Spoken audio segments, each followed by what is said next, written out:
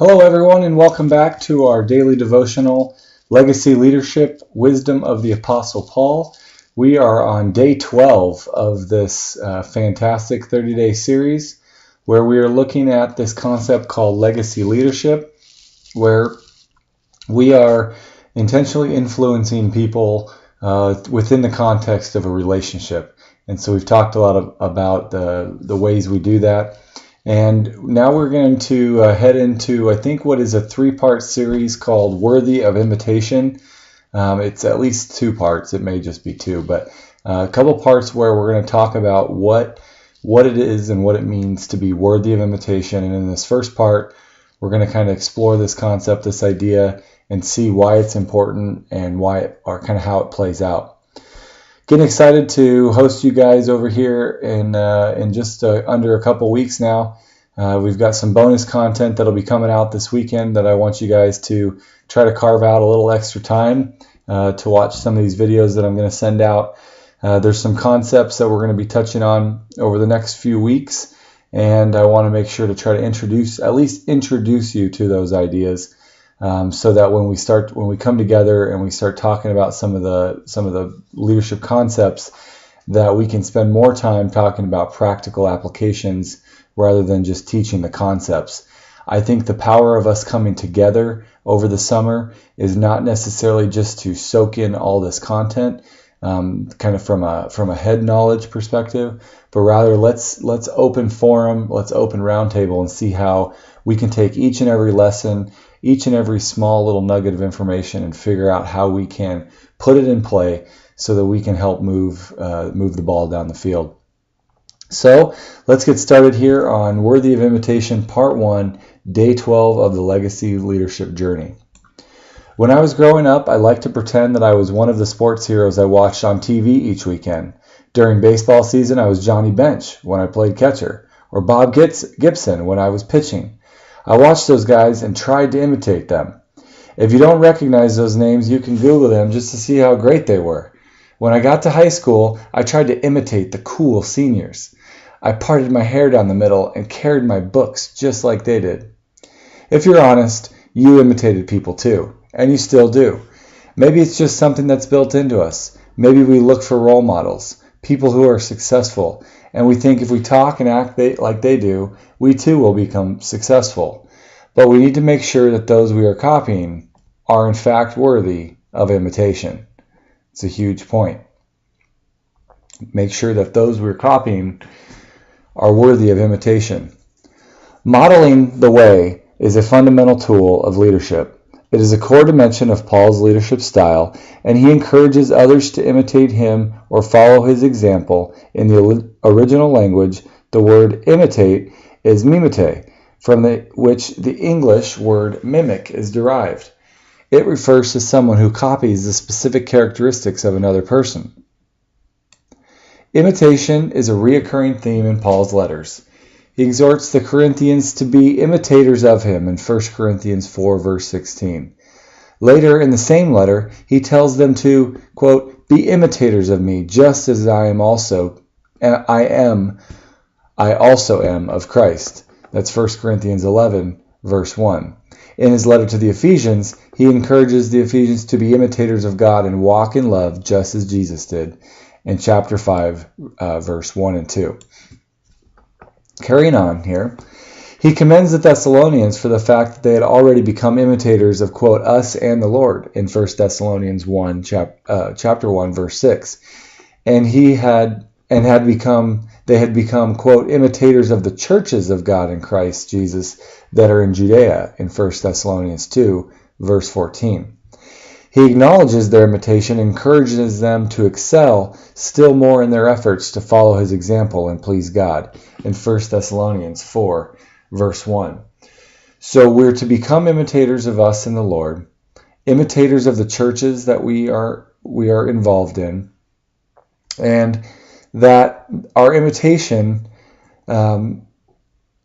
should also encourage us to excel even more in our efforts.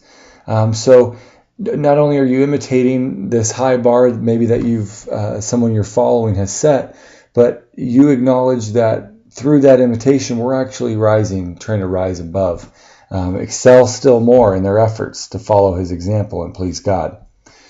Carrying on. By imitating Paul, the Thessalonians had become an example to all the believers in Macedonia and Achaia. 1 Thessalonians 1, verse 6.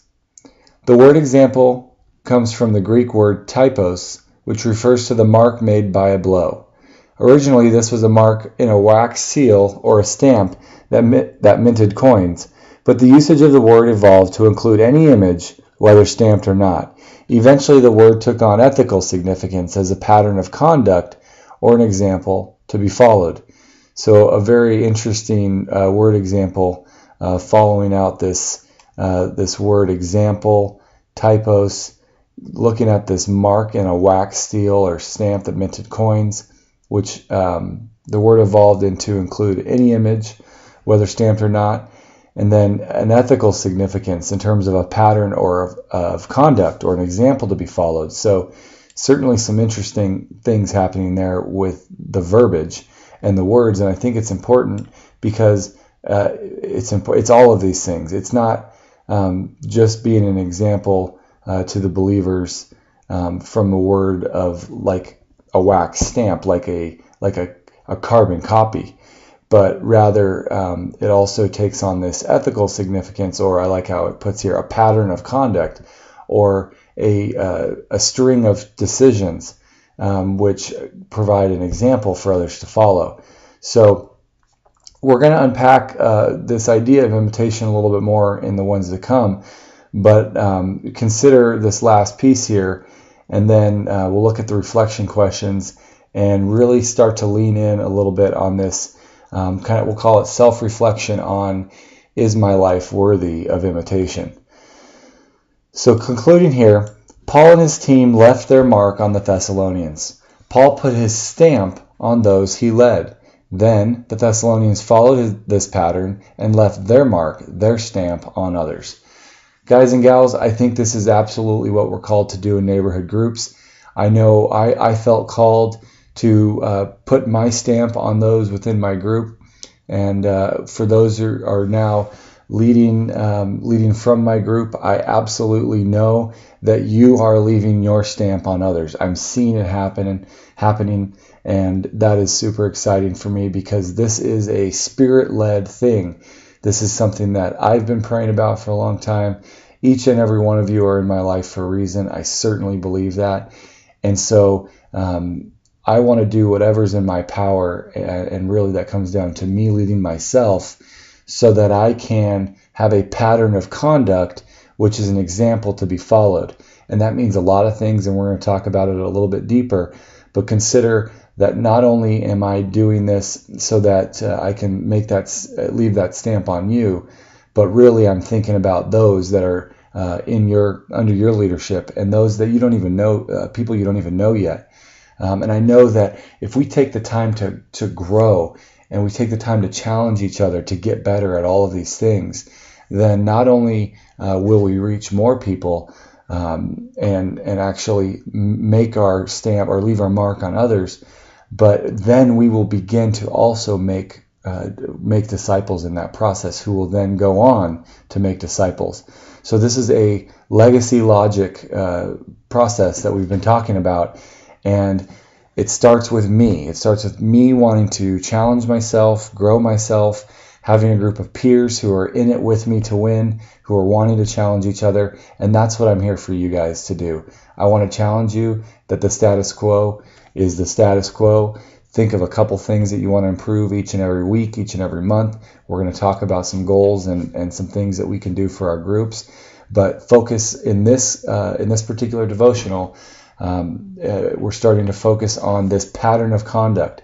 Is my life worthy of imitation? Is the example or the pattern that people could follow, is that worthy?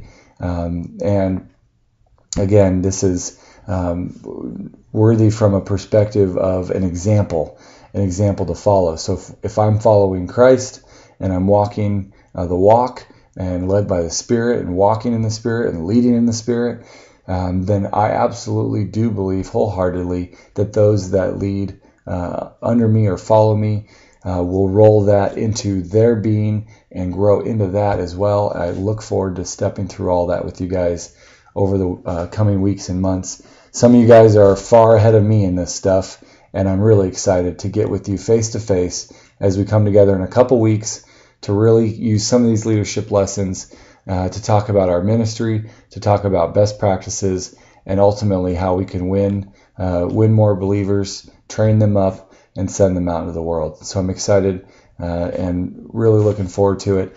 That's going to conclude day 12 of the Legacy Leadership Journey. Looking forward to the next one. See you tomorrow on day 13.